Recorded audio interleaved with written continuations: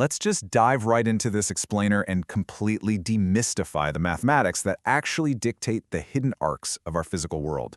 I mean, if you've ever watched a football sail through the air, or marveled at the design of a massive suspension bridge, or even just watched water arc out of a drinking fountain, you've literally witnessed a very specific mathematical code at play. Well, today, we are going to break that code.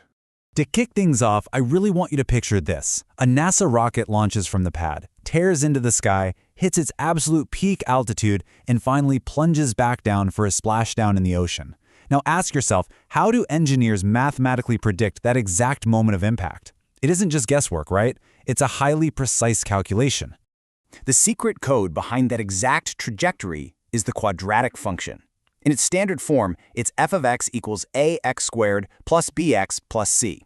This single equation acts as the literal architectural blueprint for these real-world movements. It's a polynomial function of degree 2, and the only strict rule we have to follow is that the leading coefficient, that a value, cannot equal 0.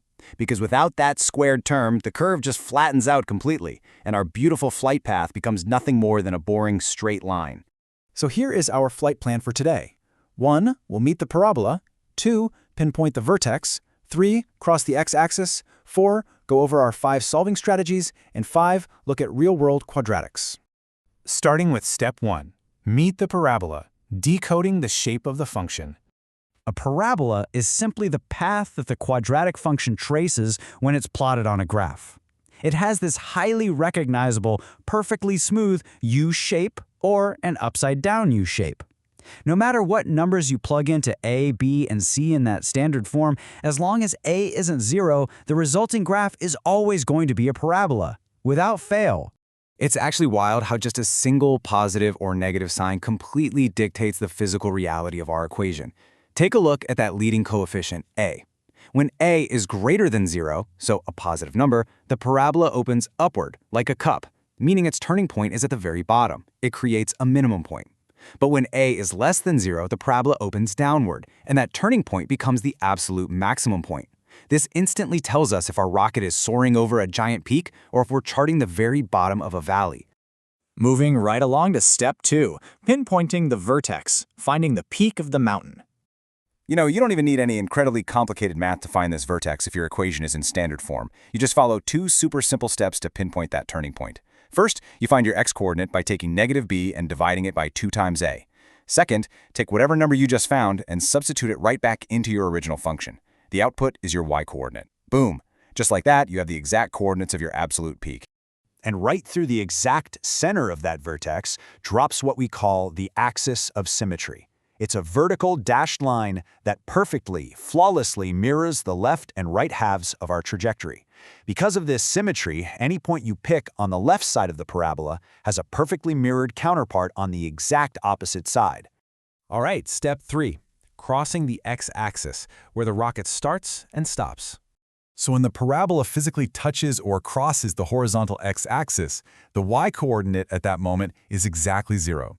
We call the x-coordinates of these specific intercepts the zeros or roots of the function.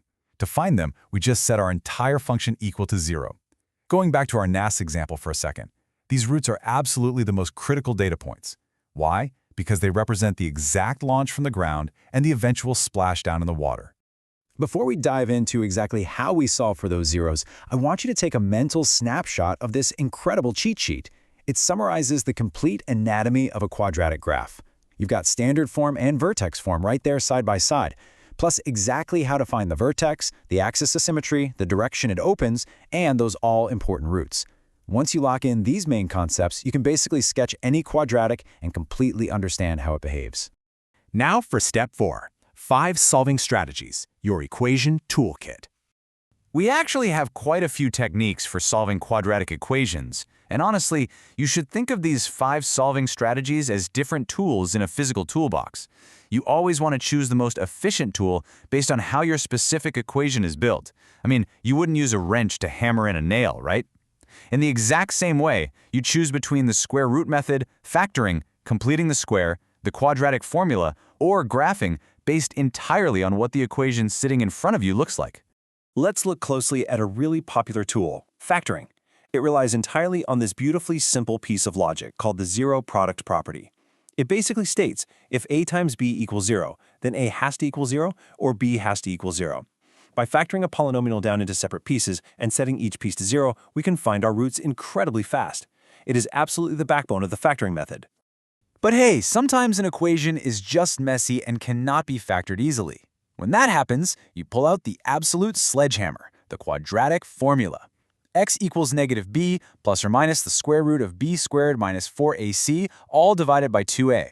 Sure, it looks a little intimidating at first glance, but it is an incredibly powerful, heavy-duty tool for one very simple reason. It always works, guaranteed every single time. And finally, step 5, real-world quadratics, math in action. Let's look back at our NASA rocket's actual height equation. H of t equals negative 4.9 t squared plus 172t plus 276. We can immediately see that our leading coefficient a is a negative 4.9. Remember our rule from earlier? Because a is less than 0, this confirms mathematically that our parabola opens downward and has a maximum peak. That's the math perfectly modeling gravity, doing its job and pulling the rocket back down to Earth. And finding out exactly when that rocket splashes down? Well, that's as simple as setting the entire function to 0. Since 4.9, 172, and 276 aren't exactly pretty numbers to factor, we would just pull out that sledgehammer, the quadratic formula to solve for t. And that gives us the exact root, telling us the precise second the rocket hits the water. But listen, this isn't just about rockets. Our mathematical code here can also optimize everyday construction and manufacturing. For instance, imagine you need to figure out exactly how big a flat, square piece of cardboard has to be so that when you fold it up into a box, it holds a massive, highly specific 6,272 cubic inches of volume. By cutting 2-inch squares from the corners of that flat cardboard and then folding up the sides, we create a length times width times height volume scenario. When you actually multiply those dimensions together, it builds another perfect quadratic equation. By solving for the root of that new equation, we find the precise dimensions needed right from the start. It completely eliminates trial and error in manufacturing and replaces expensive guesswork with absolute mathematical certainty. And this really builds to my final point here. Knowing that everything from billion-dollar rocket launches to optimally sized cardboard packaging relies on this exact math, where else does the hidden code of the parabola dictate the shape of the world around you? Seriously, I challenge you to step outside today. Look at the arches of the bridges you cross, watch a thrown baseball, or just observe the spray of a garden hose, and realize that you now have the exact toolkit to decode their hidden trajectories. Thanks so much for joining me on this explainer, and as always, stay curious.